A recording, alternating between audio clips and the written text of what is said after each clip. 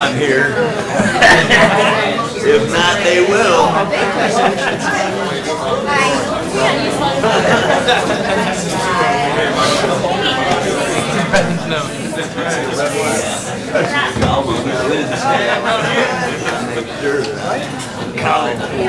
Accountability, yeah. You know, our reality is probably in the box.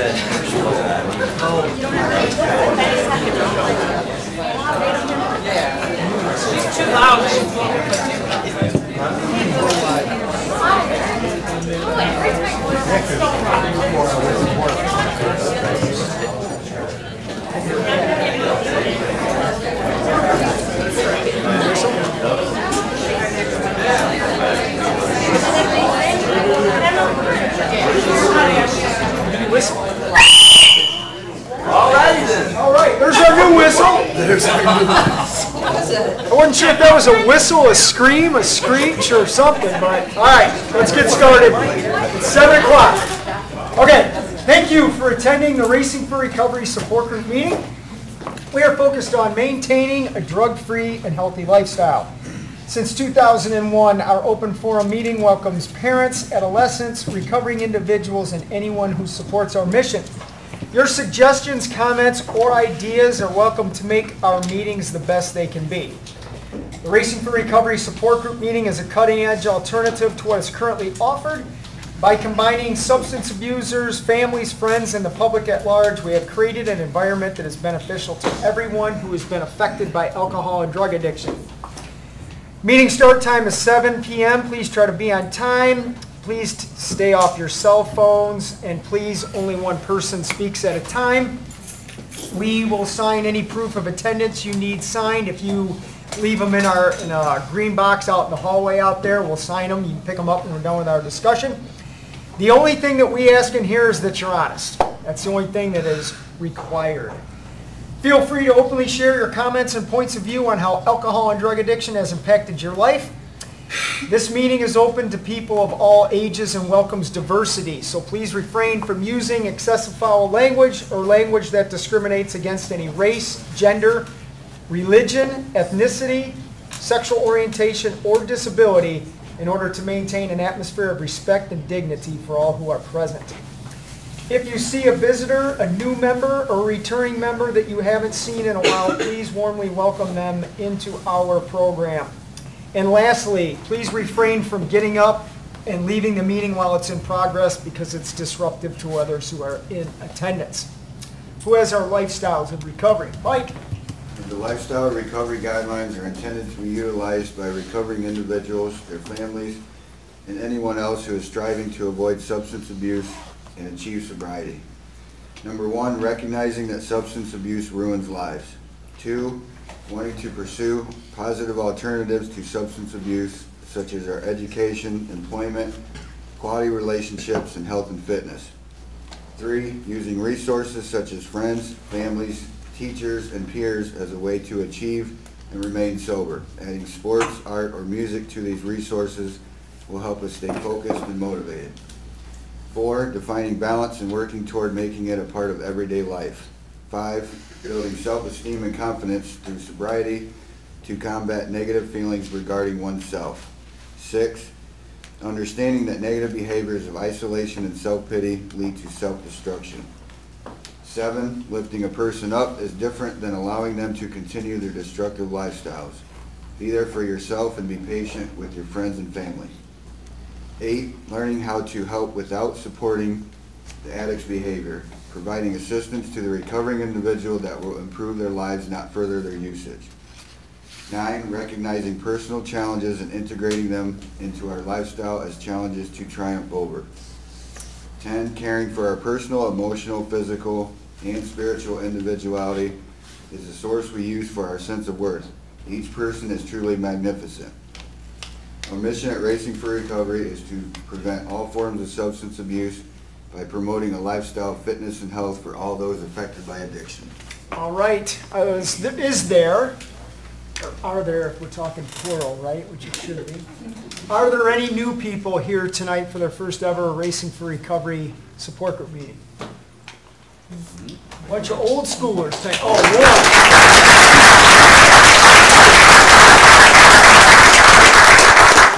All right, we're glad you guys showed up tonight and are joining the Racing for Recovery Thursday night signature support group meeting. So here's what we do at all of our stuff, if you will. Very loudly, everybody's going to get an opportunity just to say your name and why you came here tonight.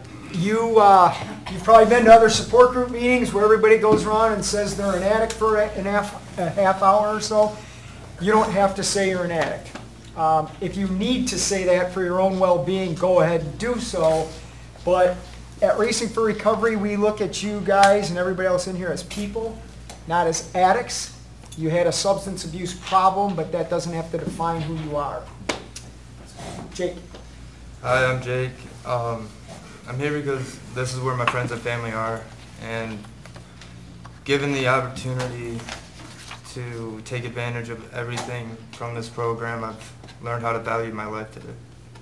Rachel, go ahead. Hi, I'm Rachel. I'm here just to bring Doug, but no, really, I'm here because I love this place. I mean, there's so many nice people.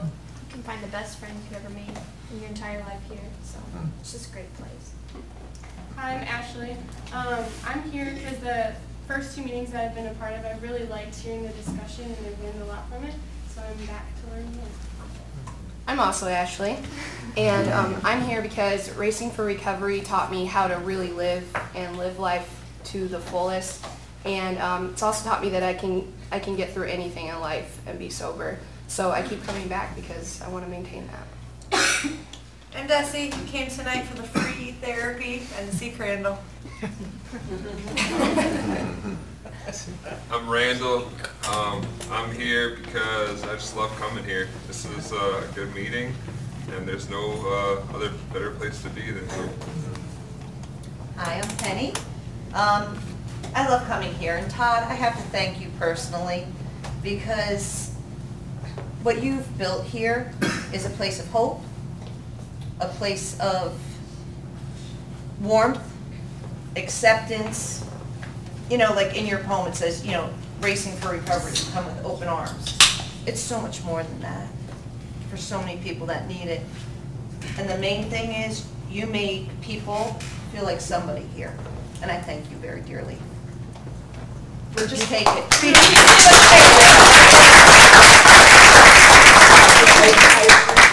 It's true. You just gave me an idea of how to run the meeting tonight, so thanks for that. Well, of course, why wouldn't I? Right. Go ahead. I'm Tara, and I'm here because this is where I want to be. Good. I'm Dean. I'm here because I belong here. Yeah. This is my new family. I love you guys. All of you. I'm Jared, and I'm visiting from Phoenix, Arizona to support my cousin Matt through his journey. Right on, Jared. Did you ride your bike here, or how'd you get here? I'm Matt, and I'm here to learn and gather all the tools I can to live my best life. And I love it here. Everybody's so open, and just, it's great. Life is great. Right on. Sir. I'm Ryan. I'm here because Racing for Recovery helped me turn a corner in my life, and through continuing to come here, I learn something new every time, and I feel so welcomed every time I come here. And I just want to continue on the path that I'm going on, and I feel like continuing to come here is what's going to get me where I want to be in life. I'm Ryan as well. I'm here to support my friend Ryan. Cool. I'm Katie. I'm here to grow and learn how to be the best version of myself. I'm Charles. I'm here to listen and lend support at all possible. I'm Matthew. I'm here to basically learn what all my issues are, more than just my drug problem. I'm Joe. I'm here honestly because soul cars are on Thursday. So I come every Thursday and I am whooped because those ladies kicked my butt today and I rode my bike here, so I'm going to chug a Monster before I go home. Joe, you were doing so well. It went sideways, you know? I'm Kat. And I come here because I want to be here and because I get something from racing that I can't get anywhere else. I'm Mike. I come here because I enjoy living my life to the fullest potential. I'm Jason, and I'm here for the support. I'm Ryan. I come here because this program has taught me how to get my life back and get my life back on track, and it's helped me evolve, and I keep coming back to keep evolving. I'm Jim. I'm here to support my boy Ryan and get my dose of humanity and humility. I'm Trace, here to support my son as well and keep him on the right path. I'm Renee. I'm here to support my daughter Megan, of whom I'm very proud and love dearly. And I come here because this place helped us put the pieces back together to where I could be proud of it. Yeah. I'm Virginia, Megan's grandmother, and I'm proud of her. I'm Megan. I'm here because at the end of very hard days, I can remember why I stay sober for the good reason. Right on. Mike, go ahead. Hi, I'm Mike. I've been watching it streaming last several weeks because I've been in the process of moving. And I just feel like I'm a little bit out of balance, so I need to be here tonight. Hi, I'm Mary Ann, and same thing, we've been busy and seem to always have an excuse, you're tired, you're this, you're that. Yep. And our 21-year-old said, drink a Monster. Didn't call him, get tired. But he said, you need to be there. Yeah. And we were like, you know, you're right. So, we're here. Deal. Sir. My name's Dwight.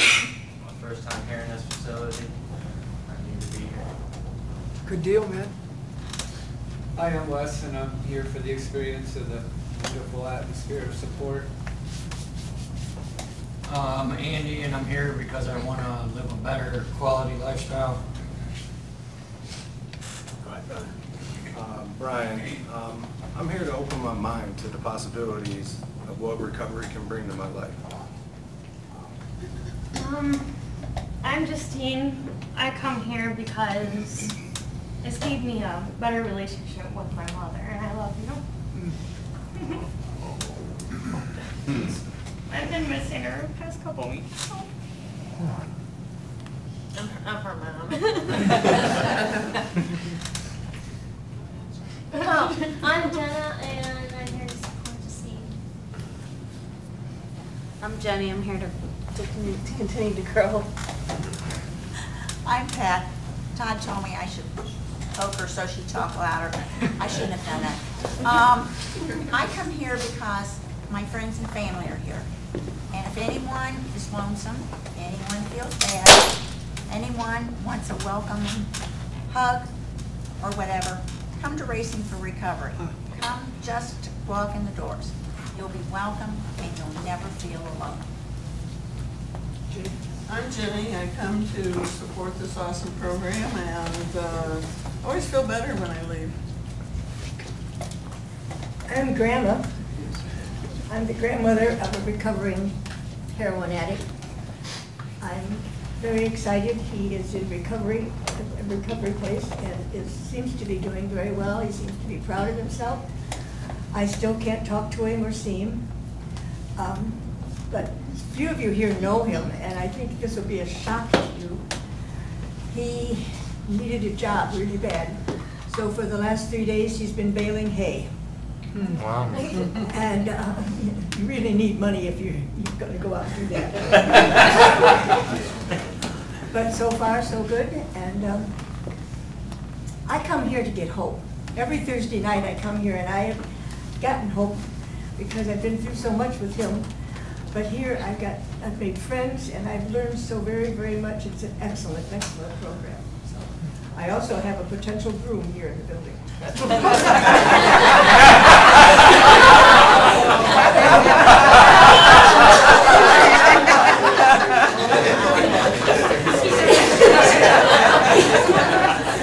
Potential?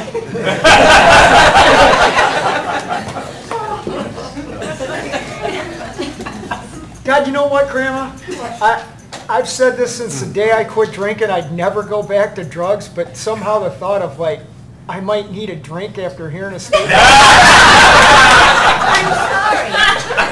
Came to my mind, I'm like, oh my God, what is happening in here? You told me last week, this is being filmed, so I'm sorry that I embarrassed. Don't apologize for how you feel. Right.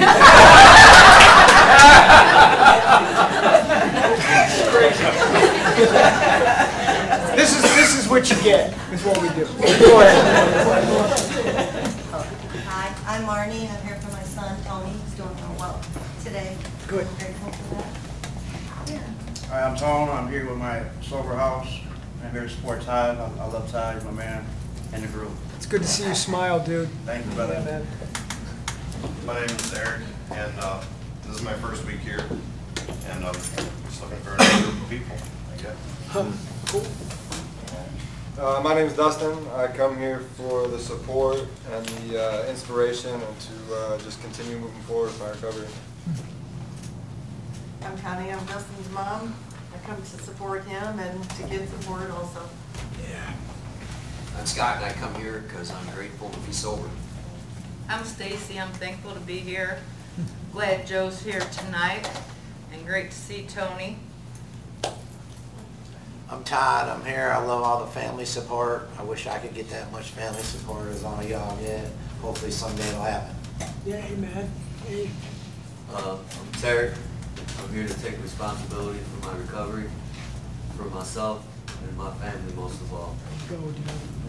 I'm Joe. I'm here because I'm staying open-minded and my way never works. I'm Michelle. I'm here to stay strong. Good. I'm Steve, and I come here to stand the right path. I'm Dave. I'm here to support my son Steve. I'm Randy. I come here for a lot of reasons. To support people, and after the death of my daughter, I felt so broken. And the people in this room put me back together. So I love everybody. I'm Brian. I'm here to support my brother Michael and anybody else who needs it. I'm Esther, and I'm here to support my son Michael. I'm Michael, and this is where I'm learning a new lifestyle, and this is a big part of it Thursday nights. I'm Rob, and I'm here to stay sober and support other people that have the same problem I have. I'm Rachel, and I'm here to support my dad in this awesome program. Hi, I'm Mike. I truly believe Racing for Recovery saved my life. I also love myself today. I'm Rick. Here, as always, supporting and getting support in memory of my son Jacob. Needed to be here tonight, especially the 28th will be the second anniversary of losing him, and it's amazing how difficult it still is. It's like out of the blue, it hits you really hard. But it really does help. My involvement here has been a godsend, and I want to keep coming and participating. Hi, I'm Dana. I'm here to rebalance and to get different perspectives. I'm Gail. I am here to support this program and everybody in it. I really like all the family support, and some days some people are down and other people are up, and everybody just wants everybody else to be raised up and to help them get there. Doesn't matter how I feel coming into this place, if I've had a bad day or a rough week, if I'm sad or whatever, this place and the people in this place really help center me and make the rest of the week better. Hi, I'm Bruce. I'm here for a lot of reasons. First is to provide whatever support I can. Second is to learn, to appreciate the positivity and the commitment and the consistency, determination, and all those good words that I see. And also because I like racing. Right now I only race against myself, but someday I'll race against other people. Hi, I'm Sandy. I'm here to support my granddaughter who's in recovery, and it's been a struggle this week. My name is Quentin. I come here because I like the lifestyles the guidelines. And it's just a great place to come. I'm Emily, and I too, like Desi, need some free therapy, but I feel like I kind of want to like maybe change that language, because like this here, it is not anywhere. Like, this is, you cannot find this anywhere, and I've been other places, so I know. Like, there is not one organization, agency, whatever you want to call them, where the founder has an open place where people can come and heal at no cost. Like, it's not free. This stuff costs money. And like, I just am so genuinely thankful, because I'm in training in this arena, and like, it's just sad to me how many like other places are just like in it to make money, and it kills me, because it's like, this is not what I got into this for. And so I'm just really, really full of gratitude, because the example that Todd sets for me as a mentor helps me remember that like, I don't have to change my values as I become more educated and do what I want to do to grow in this field and help other people. Because Todd, you set an example of what it is to be someone that is in recovery too, and I will always be that first. I'm no different than anyone else, and I just want to say thanks. My name's Kenny. I'm an alcoholic, and I've been sober for about a year and a half. And I come here because I've never been here before. Jessica said this is a really nice place, so. Welcome. Congrats on a year and a half too.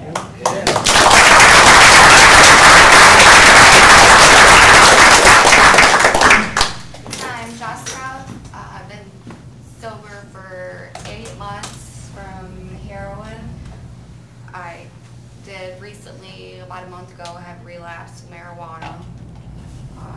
Working through it, I've been going through some hardships, which is what kind of brought me back here. I wasn't going to meetings and everything for a while, and it's time that I get back active and doing what I need to do. And this place, it helps me. I stay sober. It helps me heal and move past my mistakes. And helps me move forward from everything that's been going on. Good. I really needed this. Good deal. Rob. My name's Rob. I'm here to learn to take an interest in things again. My name is Andrew, and I'm here to support my dad. My name's Carrie. I'm here to support my husband, Rob. I'm Stefan, and I come because when I think of sobriety, Racing for Recovery embodies what I think it should, what sobriety is. Like, I don't want to be just clean. I want to be sober, and for that, Racing for Recovery does that for me. You're up, dude. My name is Jeff, and I'm just so grateful to be a part of this awesome program. But I just would like to take this opportunity to thank all of the friends and the family members that are here, because you guys are a big reason what makes this program unique and cutting edge to what's currently offered. And I want to one-up that, and I really want to thank the parents that are here, Randy, Rick, Gail, and Bruce. Your daughters and your son have inspired and helped me more than you will ever know. I just want to thank you from the bottom of my heart.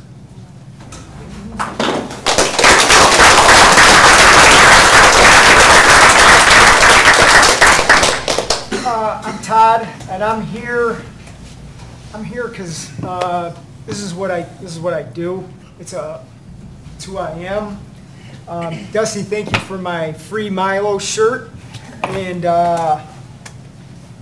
what else was I going to say on that? I know we're going to do something different for the meeting, but no, I want to thank everybody who just comes to be a part of Racing for Recovery in whatever capacity you're in, because you have helped me live my life's purpose and fulfill a ton of dreams that I knew someday would come to fruition. I just didn't know they would be this big. So I appreciate and thank everybody who's just been a part of our program to help us get to where we are and where we're going. Who has Dee's poem? I do. The Answer by Donald D. Carr. Running from the misery, trying to escape the pain. As I approach the light of hope that lies before me, each step overwhelms me. Every breath sears my throat. I ache, my body rebels against me. My memories torment me.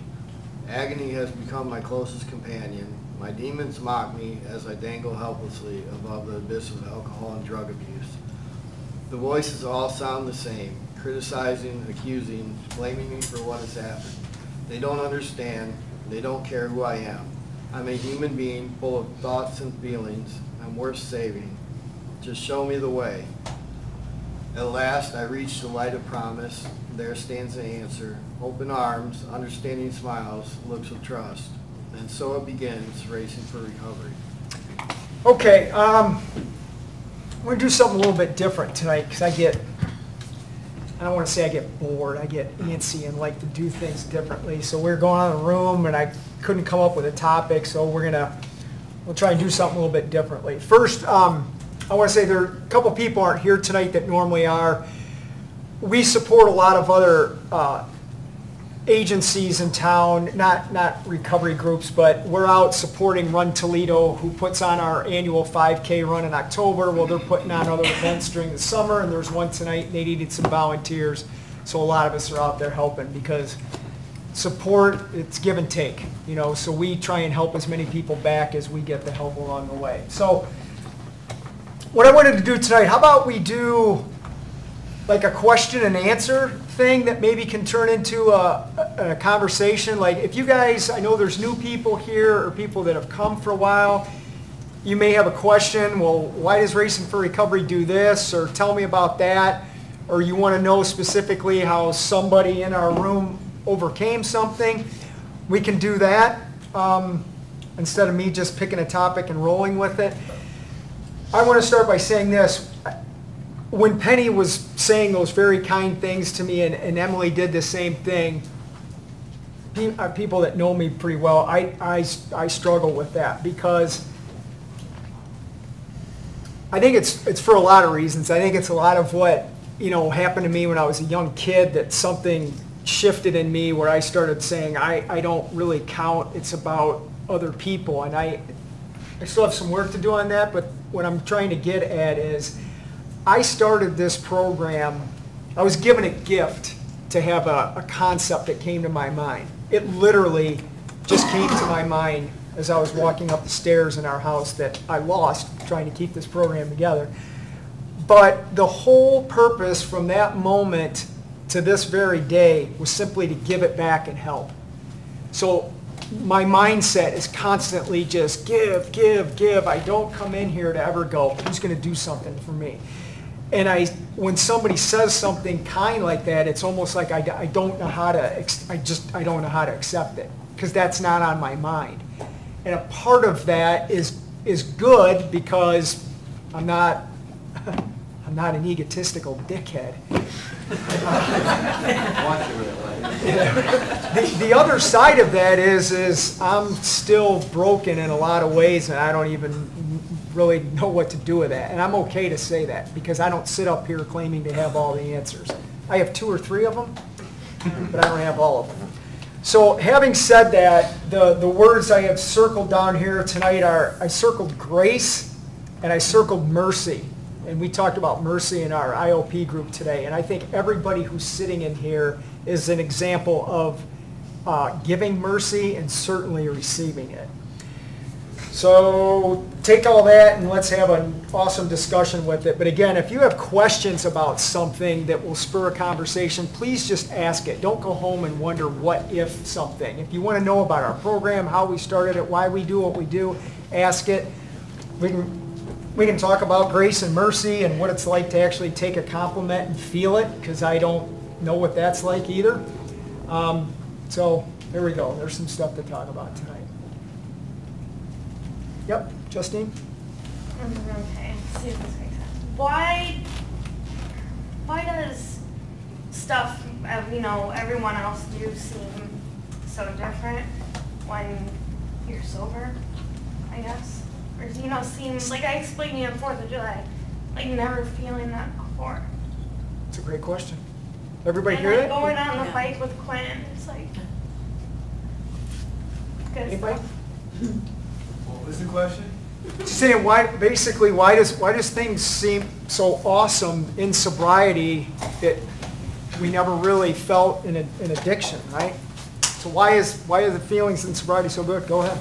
Oh my God. Yeah, hearing just some of the things that Todd was saying in that question right there. Why does it feel so awesome? Because it feels so awesome is because you're experiencing reality. For so many of years, as I learned about the depths of my troubles and my issues, I escaped from reality as often as much as I could. Even like just to go to sleep, sometimes we're in substance induced just to go to sleep because I didn't want to be awake anymore.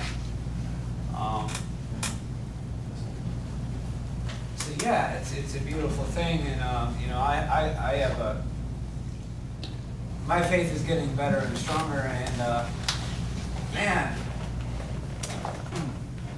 I've been experiencing some couple of hardships and burying some people. Well, I buried my cousin, and then another person that I found out had died yesterday, and you know, and this has all been going on throughout, you know, the midst of my life. But today I get to experience it, and when I went to the funeral, I'll tell you one thing. I got to experience a funeral so clear and sober that it was awesome. I got to celebrate somebody's life and not their death. That was amazing. But on a day-to-day thing, just to be able to sit in this room and really listen and take it in, and you know, the spiritual side of life is, you know, I have taken for granted for so long. For so long. But today, to experience life, reality in real time, all the time, yeah, it's too much. It's too much sometimes, and the way I like to describe it, it's a hurt so good. It hurts. It's so beautiful. Like, I've been missing this for all this time. Just the little things. Seeing the smile on my son's face and hearing his voice. Or little things. That's what I love about the woman I'm with now. She had brought that to my attention a while ago about the little things. It's not those the great big grand things we do, but it's those little things on a day-to-day thing that condition us. You know, as we experience those little things, man, like, whoa, it's like it hurts so good. But yeah, why is it amazing? Because it's real. And I'm actually kind of similar to what Todd is, that feeling that he's expressing of whatever he's struggling with as far as, you know, all of this and giving and giving and giving. And I've always been a giver, but today I get to give healthily. It's amazing. It's amazing. But I'm learning and I'm focusing in on, it hurts so good to do so. Or when somebody says something so great to me, like, I don't even, like, what are you talking about? It's like, I can't really give myself credit for anything. I struggle so bad with that, but to just be able to, the little things, and to be able to be in real time. And I love every moment. I mean, every moment gives me a chance to learn all the new people, anyone that comes in my life or exits. It's an amazing thing to see the change in myself. So like I was saying, even at a funeral, it's very, very hard. It's very, very, but my perception today is no longer celebrating or with someone's death, with all the turn and run away from the real time, but to celebrate one's life and yeah, experience. That's what a friend of mine calls experience. It's a spiritual principle. It's a spiritual principle because if you're sober, you can actually take it and be a part of it, and not just, you know, yeah. It's an experience. It's touching your soul. It's touching your mind. It's touching everything around you, and to be able to realize it or to be a part of it. It's definitely spiritual in nature. Okay. Yeah, last night in a support meeting, it came topic that come up where this guy said, seeing things through sober eyes. And that caught my attention. I even posted it, reposted it on my Facebook, and the people that reacted to it was like phenomenal, man, because normally when I post something on Facebook, I get 1 or 2 likes. I'm like, I'm cool with that though. 1 or 2, I'm good, man. None, I'm feeling like, okay. So, anyhow, the reaction to the seeing thing through sober eyes was like an eye-opener itself. Today I went over to Penn Station and had a sandwich. I had money in my pocket. I'm sitting there by myself. I'm enjoying the meal. I felt like I fit in to a social atmosphere, which when I was using, I didn't. I avoided that situation at all costs. I didn't want to be in a public setting. I didn't want to, because all eyes are on me type thing, you know, that paranoid schizophrenic type shit going on. But it was like the guy told, he said, I saw a bald eagle from like a very close distance. I mean, it was very, you know, right up close and personal. He said the head on was like this. And yeah, that when I wake up every morning and I walk outside the door, I look at the grass, I look at the trees, I listen to the birds, and I take that in, and it's the tranquility and just the sigh of relief that I made it through another day. I'm here for another day. I'm going to get through this one too. Positivity is just enormous. When I was always a negative person beforehand, you know, and even in death, yeah, I lost a significant other a year ago that I was with for 19 years. Even in death, I still can rejoice in that death and know that she's in a better place and that she's taken care of. And that was, I struggled with that for a long time. And being in these meetings, in these support groups and spirituality and doing my thing and doing what works has been an awesome journey so far. And I don't ever want it to stop. And I have utmost gratitude for you and this program as well, and everybody in the room. That really, I have a sense of belonging now. I didn't have that before. And it's here for the taking, man. Open arms. Go ahead, I'll hug you back. You know what I'm saying? You want to hug me? I'm gonna hug you back. And it's such a heartwarming, heartfelt feeling, man, that we can come in here and express how we are, how we feel.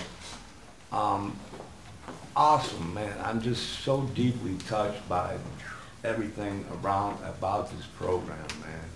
And I love y'all, man. Me too. I think addiction is the art of not feeling.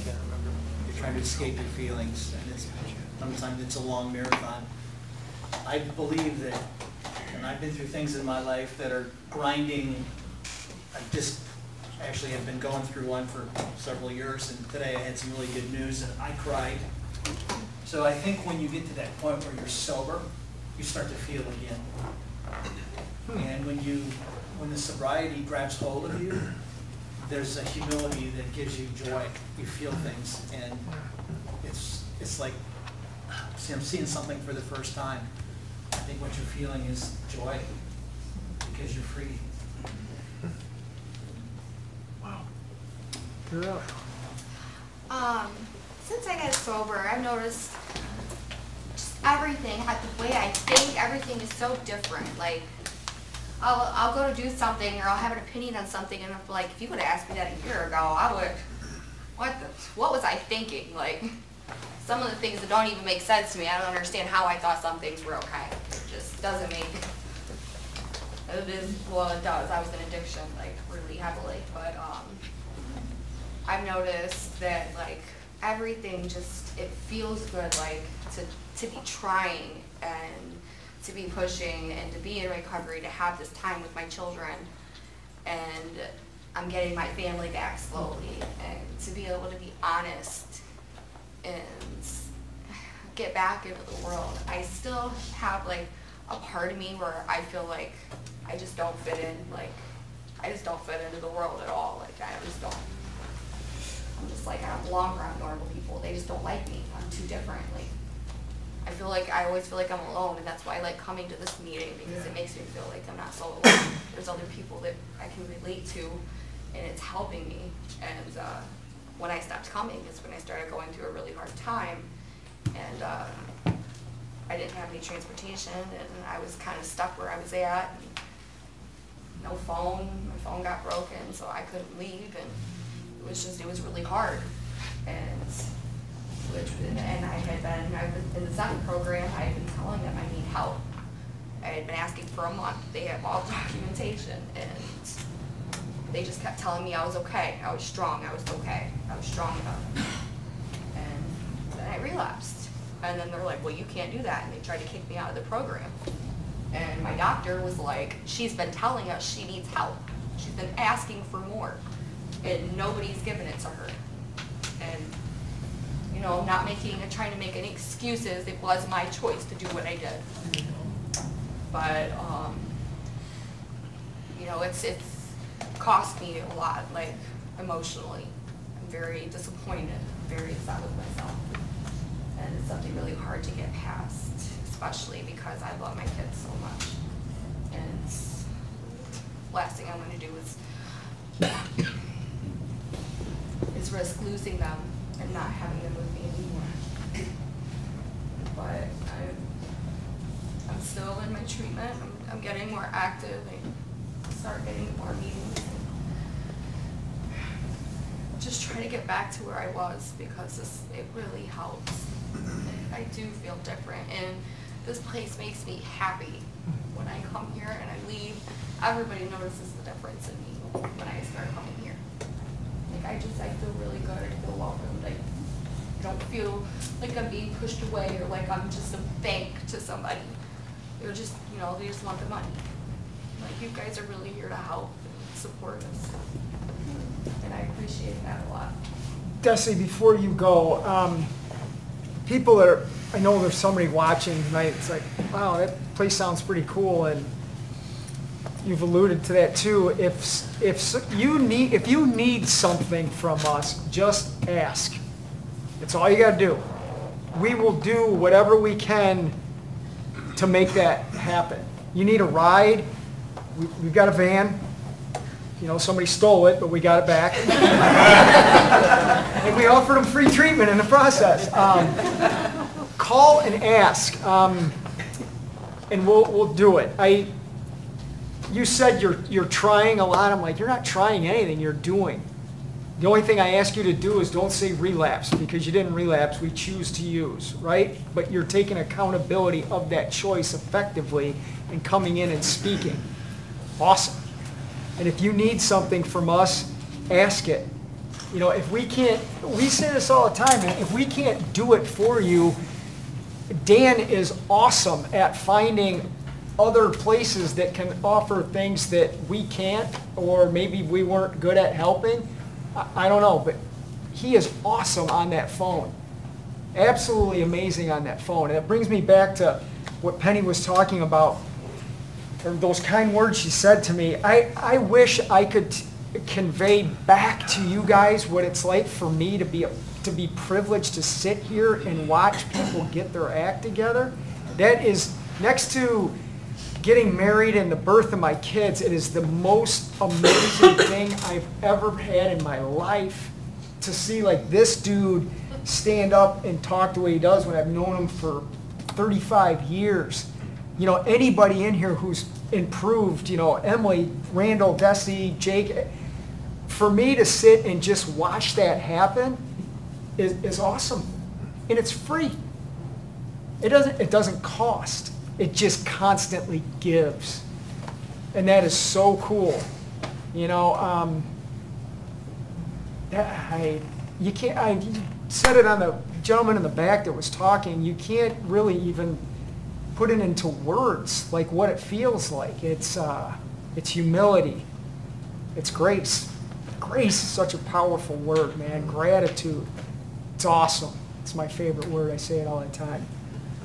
But to watch people that I know, even when you're speaking, I know what it feels like to hurt like that. I think sometimes people don't know or think that I was that guy. I know what it's like to feel hurt, broken, defeated, worthless, empty, suicidal. Way too much suicidal. But it doesn't have to break you. That's the bottom line. And you don't have to make a choice to use to deal with that. Because it's great just to be alive, clear-headed, willing to learn, and then watch the cool stuff go on around you, man. Bottle that up and just drink it every day. You know, it's good. You're up. Man, I feel like I have a lot to say right now. Jessica, I very much relate to how you feel. I've never in my life felt like I fit in anywhere until I walked into this building. Everyone here is just like me, and the majority of the people have always felt just like me. And in this building, I found my tribe, I found my people, my support system. Just loved unconditionally, no matter what. I mean, all I can do is just encourage you to keep coming. And hopefully you'll find that too. To Justine's question, I very much relate with what Randy was saying. For me, it was a lot of the emotions coming back and being able to finally feel something, and also feeling the freedom from my addiction, not being, feeling trapped anymore after so long of feeling that way. Just a slave to my addiction. But I think mostly for me, everything I did just felt so good because I knew that I wasn't hurting myself anymore, that was done, that the self-destruction was over, and that it was only going to continue to get better.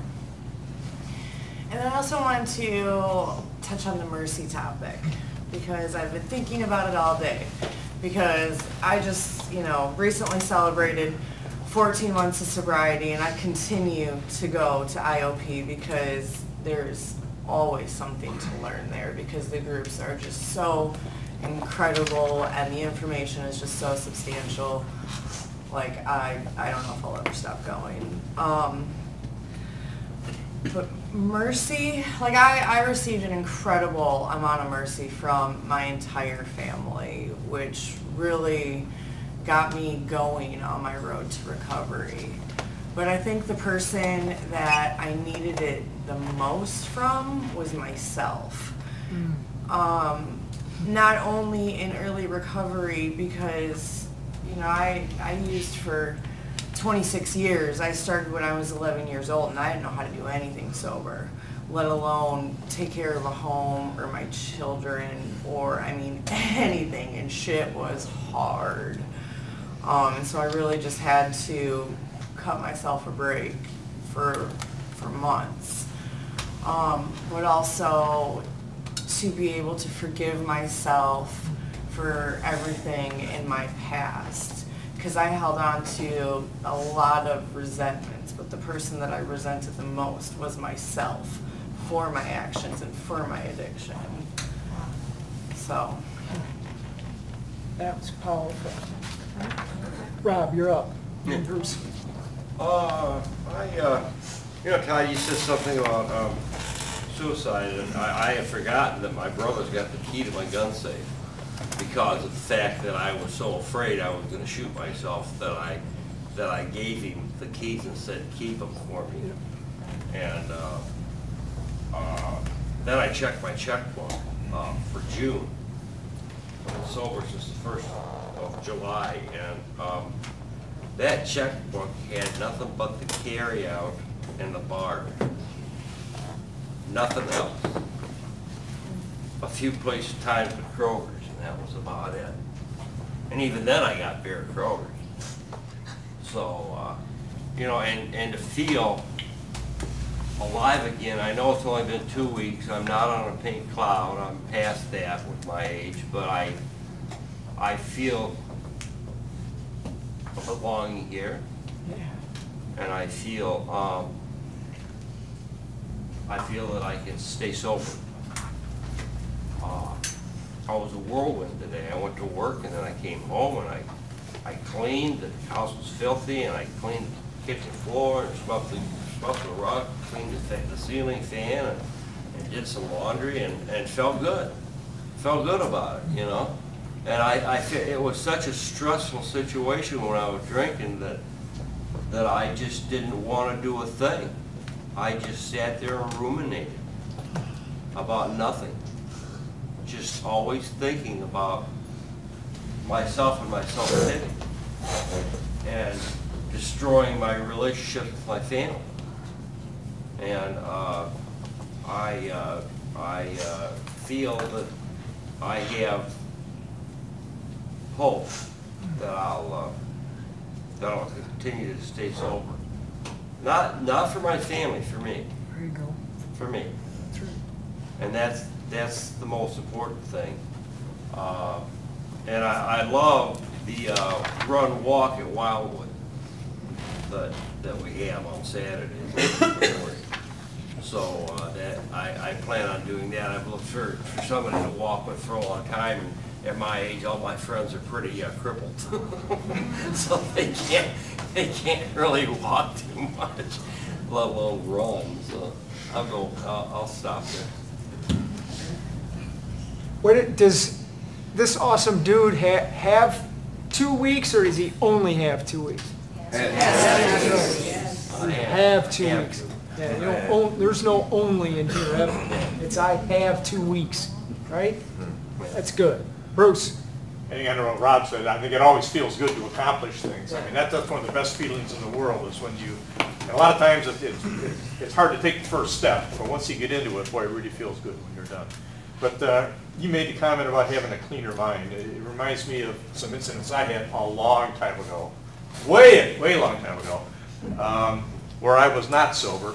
One was I was riding a motorcycle, and I was in a state of mind where I was like not thinking about anything, because I went like a quarter mile past the road where I was supposed to turn and just realized it then, wait a minute, I was supposed to turn there, you know? I would just, if you're not even thinking at all, how can you be appreciating the abundance of life? You know? Another situation I can remember, I do not remember even coming home. You know, you wake up and I don't remember how I got there. I mean, and again, if you don't have any awareness of what in the world you're even doing, how can you appreciate the abundance of life? I mean, it's just not there. It's just impossible. True that. Ashley. Desi said the words to just keep coming back, and it made me think about my one-on-one with you, Todd, last week, where we were talking about just the extent of the anxiety that I've dealt with and still deal with, and what it was like coming in here for my first meeting. And before I came here and before I got sober, I always viewed my anxiety as just this horrible thing and this awful imperfection in myself. And the longer I've been here and have continued to come back, and in the beginning that's how it was for me. I remember walking in here and I didn't know what the format was like, and as soon as Todd said we're going to go around and introduce ourselves, I remember my sister was here with me for my first meeting. I remember looking at her and I could feel myself just going green, because the idea of speaking up with all these people that I didn't know, because I didn't know this was a safe environment yet, it was such a scary thing. But I just kept telling myself, you just have to keep coming back. And even right now, like, my palms are sweaty. I just still deal with anxiety. But one of the biggest things that I've learned here and that I'm just going to continue to work on is flipping the script on things in my life that I view to be huge stumbling blocks and huge imperfections. Because now when I have anxiety over anything, like this now, I'll get to walk out of this room tonight and that will be a battle that I've conquered. And it might not be a big thing, but that's a huge thing. I've learned to appreciate the small victories. And if I were still drinking and shutting that down, I would be robbing myself of the opportunity to accomplish something and to conquer fear that I have. I mean, that's a huge thing that I've learned here, is I don't have to be afraid of my anxiety or anything going on inside of me, because as long as I stay sober and I keep working towards living the balanced life that I'm living, I can get over that. Just keep coming back. You know, nobody asked that question, why do we introduce ourselves? And that's why. When we were putting our format together, I wanted to hear why somebody was coming into a program that I created, because I'm not now. I was a nobody then.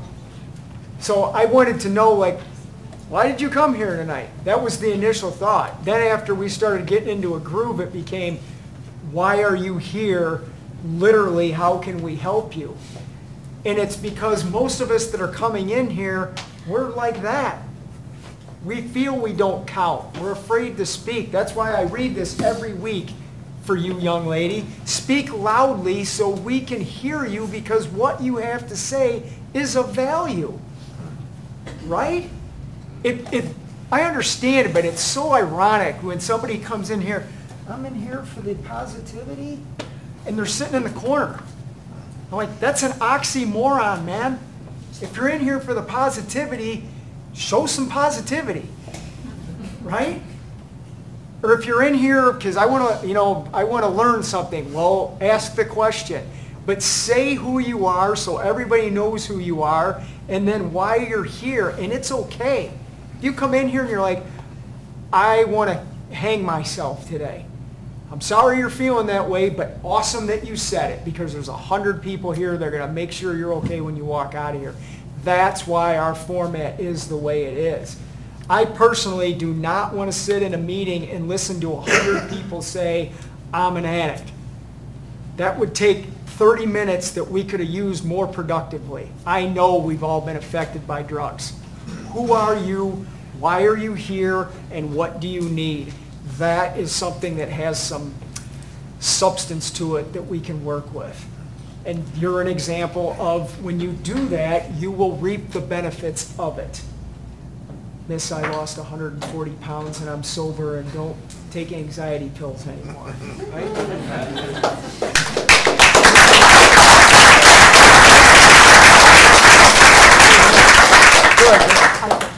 I'm Pat, and everyone says when you come here there might be one word. Yeah. One word. God knows where I'm going. 4.5 years I came with a friend. I was in Naples. I had family members who were addicts in different ways, and I didn't know how to cope with it. So I came to Racing for Recovery, and everybody's talking, and we're at the church, and Todd said one word. The word was grace. And he was talking about grace and talking about, we all think, the grace of God. And I sat there and I couldn't wait to get home get on my phone to look up what the word grace meant. And I looked it up, and grace is something you receive when you're in a group or with other people, one-on-one, in a large group like this. So I wrote all of this down, and about the third time I came, I raised my hand. And I indicated, you know, I said what grace was.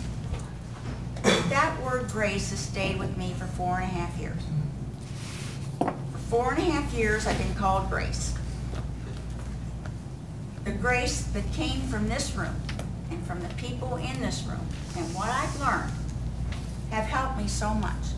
I am thankful that I have lived long enough, being 81 years old, to be able to understand where all the people who have addictions and problems and issues, how they've come from down here up here. It's remarkable. And I've said many times, I wish I had written down just the name of a person. In 4.5 years, I've seen so many people, I could put it on a blackboard. And I want to thank everyone for welcoming me and giving me and showing me their grace. I'm Terry. I got a question for you. Like, I'm struggling with so much here lately, trying to stay sober. I'm trying so hard. Like the family problems, the guilt from the family problems, and how much damage I've done. What was the hardest thing for you to overcome in your sobriety? Myself. Yep, and I think a couple other people have, in a roundabout way, say the same thing. I think the hardest thing for us is, like, you're hearing it tonight, grace, self-forgiveness. Self-forgiveness is huge. You know, there's acceptance in there, humility in there.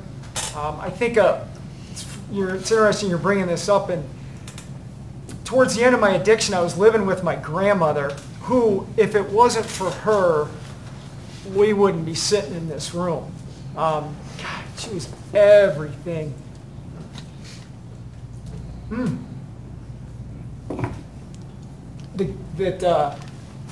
That gave me a chance to not only live, but she invested in what I was doing and what I wanted to do. She invested in that so we all could be here. And she was really sick when I was drunk, and she was sick and couldn't get out of her chair for like a week at a time. And I had the audacity to, I was yelling at her, like, you need to get up. Not because I was mad, I was hurt. I'm like, get up. I can't, you know, what am I going to do if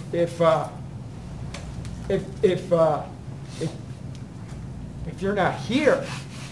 And I remember she looked at me and she said, I can't die until I know you're okay. And I was like, holy shit. I've never even talked about this, but so when I talk about self-forgiveness, I mean I was in an absolute fog of drugs and suicide and thoughts and just hate and everything. But when she said that to me, I was like, dude, what are you doing? What are you doing? I wish I was like Mike and I could say I even remotely didn't hate myself that day, and I just couldn't. I hated who I was.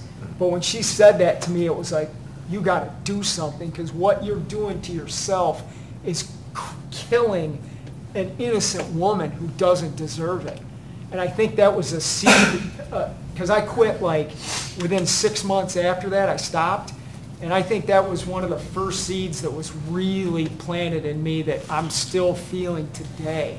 She died 6 years ago, you know, but it's like, we can't feel that value at all. And in recovery, man, it's hard because you start feeling good 3 months into sobriety, you may get a job, you know, or whatever, and some good things start coming back, but that inner self-loathing is still there. And I know you guys know what I'm talking about. And you gotta ask for help like you're doing, to work with somebody who knows some of this stuff and is licensed and trained to do it right, that can help you learn and heal and get through this effectively so you can continue to prosper and kick ass out there in life. So I think getting over ourselves is the hardest thing to do in recovery. At least it was for me. I still struggle with that.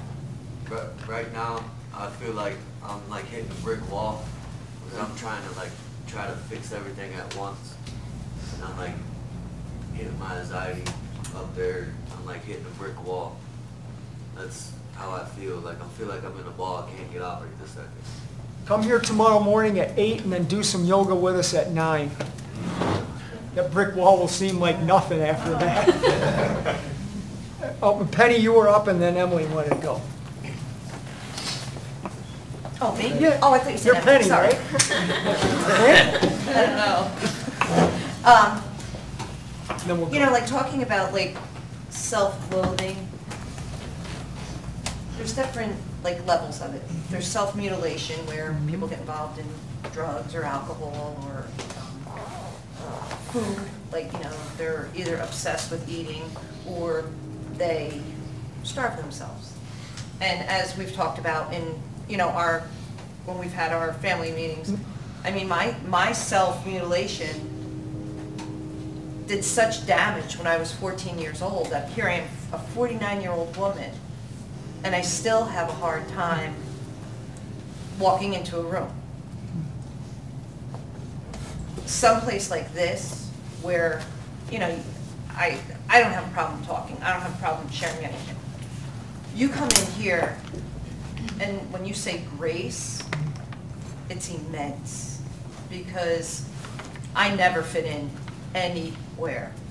Then coming from New Jersey to Ohio, I really felt like I didn't fit in anywhere. And you know, I always kept my kids busy because I never wanted them to struggle with those feelings. Unfortunately, they picked up on it, and you know, it's like it generated off of me. I guess they picked it up.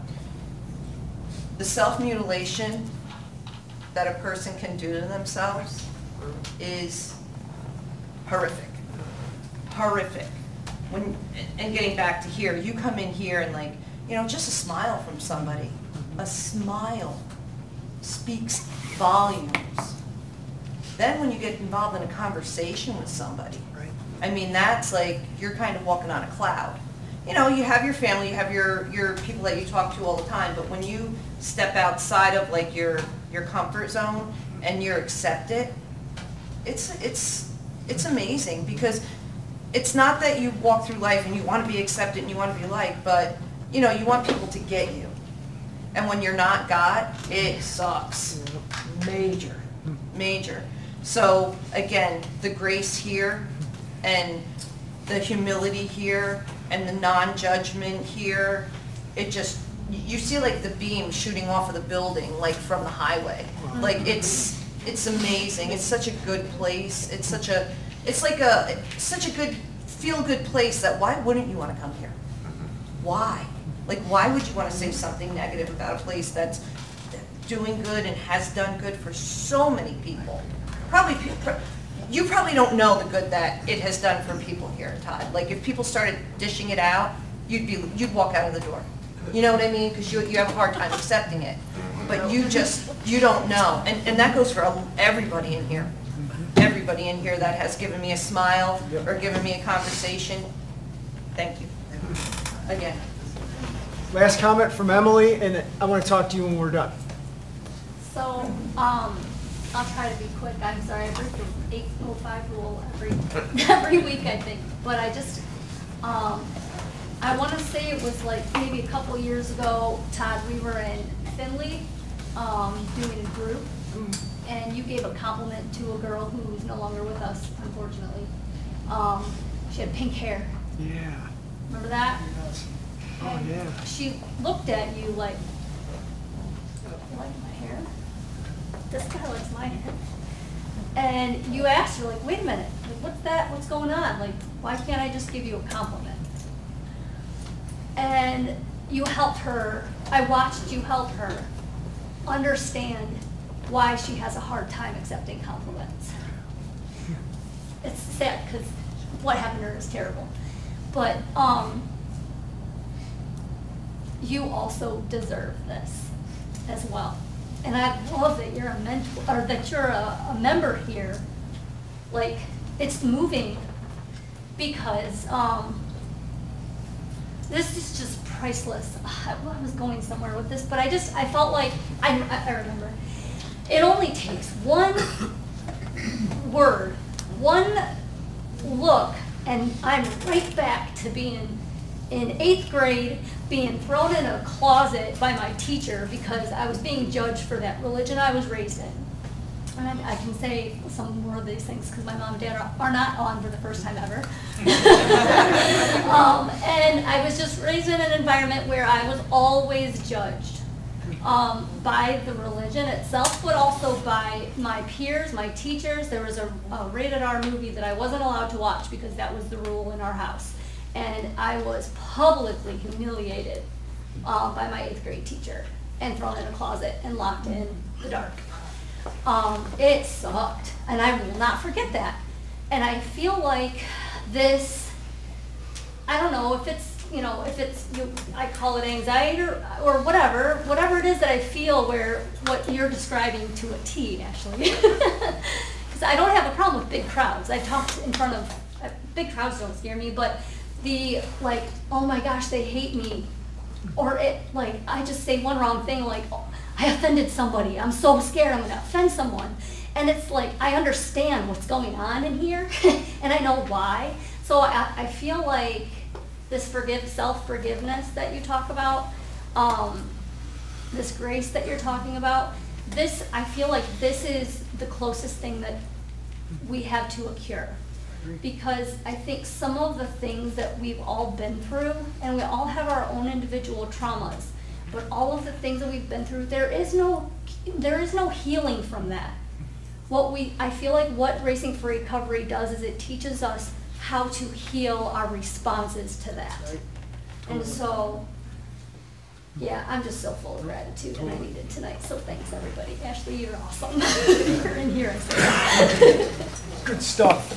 Before Jake reads our poem, I said this to the IOP group, I think on Tuesday. Can you guys do me a favor and promote this? I mean, I know people want to put on Facebook what they ate for lunch today. I think we're better than that as a society. If you are getting help here, I believe we're obligated to share that help. So if you go to our Facebook page and there's something on there that resonates with you, please just share it, because somebody may see it that has never heard of this, that needs to hear of it, and they can get here. So please do that for us. We don't ask for a lot. That doesn't cost anything, but it could help save someone's life. So promote this program. It deserves it. Yeah. Jake, go ahead. I walk down the street. There's a deep hole in the sidewalk. I fall in. I am lost. I am hopeless. It isn't my fault. It takes forever to find a way out. I walk down the same street. There's a deep hole in the sidewalk. I pretend I don't see it. I've fallen again. I can't believe I am in the same place. But it isn't my fault. It takes a long time to get out. I walk down the same street. There's a deep hole in the sidewalk. I see it is there. I still fall in. It's a habit. My eyes are open. I know where I am. It is my fault. I get out immediately. I walk down the same street. There's a deep hole in the sidewalk. I walk around it. I walk down another street. Thanks for coming, everybody!